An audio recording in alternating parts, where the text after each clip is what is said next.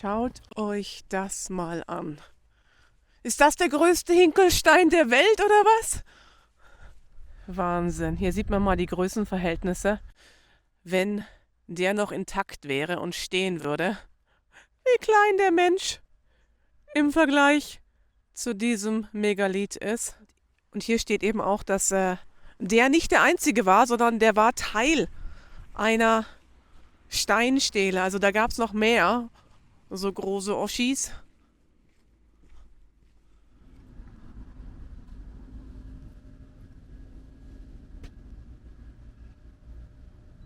Und diese runden Steine hier am Boden, die markieren sozusagen diese Steinreihe.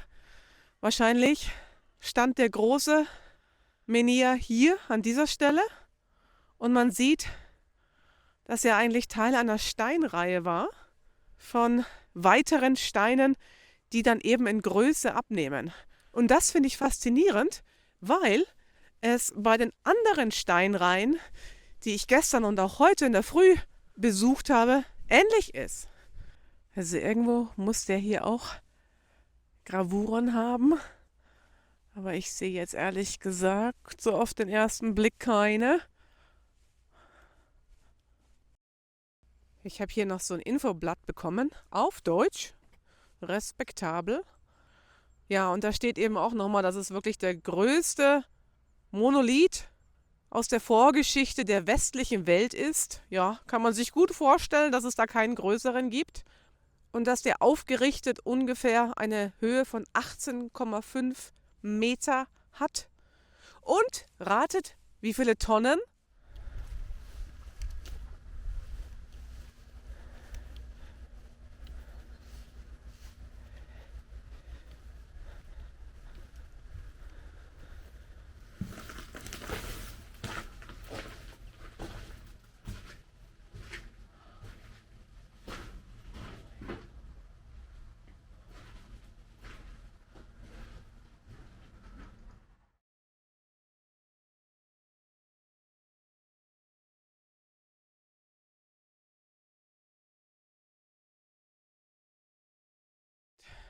Noch eine Gravur entdeckt. Hier oben. Das sieht aus wie so ein Beil. Das ist an der Decke von diesem Grab. Ja, genau. Das sieht aus wie ein Beil, wie eine Axt. Hier am Anfang sind auch Gravuren. Das ist auch sowieso. Was ist das für eine Form?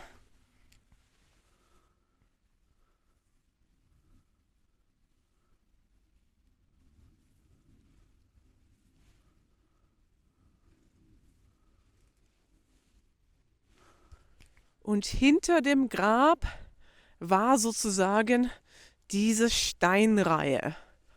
Also wenn jetzt mein Handykompass richtig geht, dann müssten die in Richtung Süden zeigen.